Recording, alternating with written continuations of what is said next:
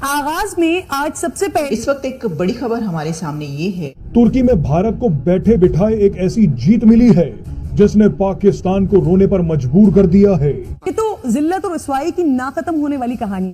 कट्टर सोच और भारत से गद्दारी करने वाले एर्दोआन अपने साथ तुर्की को भी ले डूबे। और ये कौम आलम के ज़मीर पर मेरे ख्याल से बहुत बड़ा सवालिया निशान है। दुनिया में इस्लामिक खिलाफत को वापस लाने का सपना देख रहे एर्दोगान की काली करतूत अब खुलकर सामने आ रही। दुनिया में जो हो रहा है, जो एक जंग नई शुरू हो रही, जिस तरीके से प्रेशर बिल्ड हो रहा है, जिस तरीके से वहां पर आग सुलगना शुरू हो गई है, हम बच पाएंगे? तुर्की के अलग अलग इलाकों में भयंकर प्रदर्शन हो रहा है। तस्वीरें लगातार सामने आ रही हैं। अंकारा से लेकर इस्तांबुल तक लोग एर्दोगान से भड़के हुए हैं। याद रखिएगा कि ये बड़ी खबर इसलिए है क्योंकि देश में एर्दोगान की हरकत को लेकर गुस्सा भड़का हुआ है। सड़कों पर लोग एर्दोगान के खिलाफ खुलकर प्रदर्शन कर रहे हैं।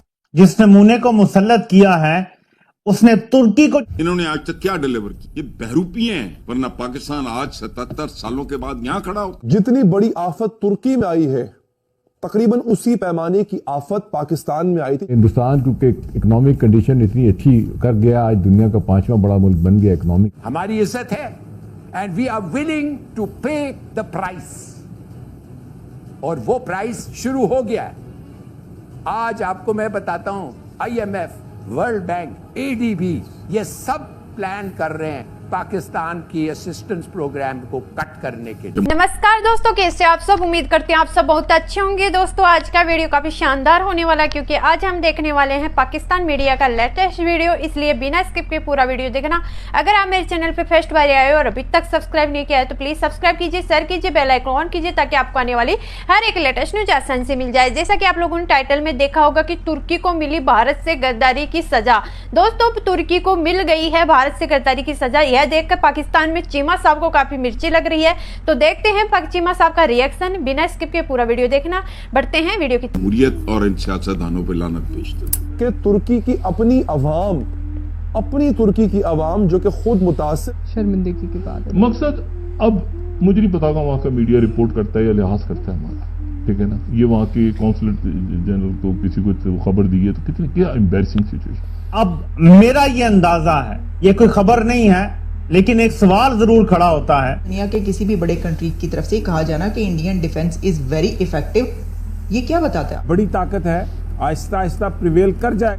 महान सियासतदान है और चाइना के खिलाफ अगर वो इस तरीके से अपना एक फ्रंट बनाने में कामयाब होते हैं, जैसा कि वो इंफ्रास्ट्रक्चर के लिए ट्रिलियंस ऑफ डॉलर्स मखसूस करने की बात कर रहे हैं, हमारे लिए तो ये बड़ा मुश्किल वक्त आने वाला है डिप्लोमेटिकली कि हम किधर हैं, हम कहां जाएंगे, हमारी तरजीहात क्या हैं। मुझे बताएं इसका मतलब क्या है?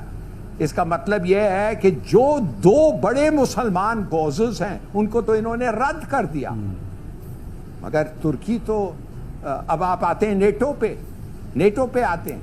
मैं तो हैरान हो गया। हमारा दोस्त तुर्की बड़ा सिक्योरिटी चैलेंज है, सबसे बड़ा सिक्योरिटी थ्रेट है, सिस्टमिक चैलेंज की बात कर रहे हैं।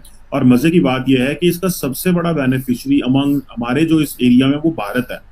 भारत को इसका बहुत बड़ा एडवांटेज होगा whatever this global situation is emerging. कहेंगे आप किस तरह नौजवानों को समझाया जाए? इंडिया के जो एक सिस्टम मेक इन इंडिया है और जो डिफेंस सिस्टम है, कितना ताकतवर हो चुका है भारत का।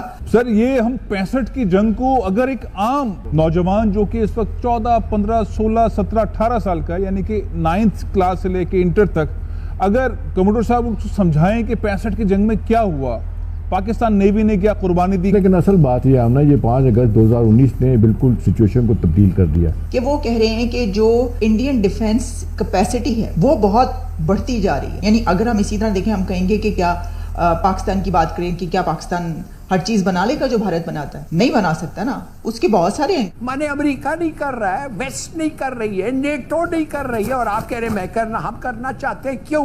कि आप उससे लकीरें निकाल रहे हैं। इस वक्त हमें 4-5 अरब डॉलर मिल जाए, हमारी किस्मत संवर जाए। आपको इंपोर्ट करना पड़ेगा, डॉलर पहले नहीं है आपके पास, भूख से मरेंगे हम लोग, अल्लाह ना करे, लेकिन ऐसा नजर आ रहा है मुझे। बढ़ा दिया डॉलर को, हमने खुला छोड़ दिया।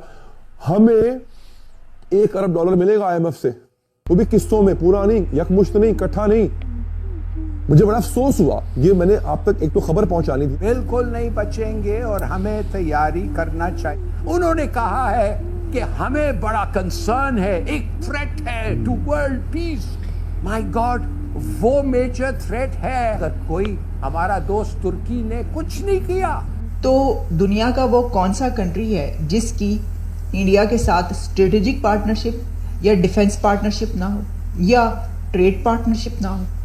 पाकिस्तान के अलावा तो मुझे लगता है कि दुनिया के हर कंट्री में एक ही रिलेशंस, ये सब पार्टनरशिप्स इंडिया के साथ चलती रहती हैं। पूरी दुनिया में 2-4 कंट्रीज ऐसे होंगे। अच्छा, फिर ये जो साहब हैं जिनका हमने आपको बताया कि जो कि आर्मी ऑफिसर हैं, the industry of Indian defence is very effective.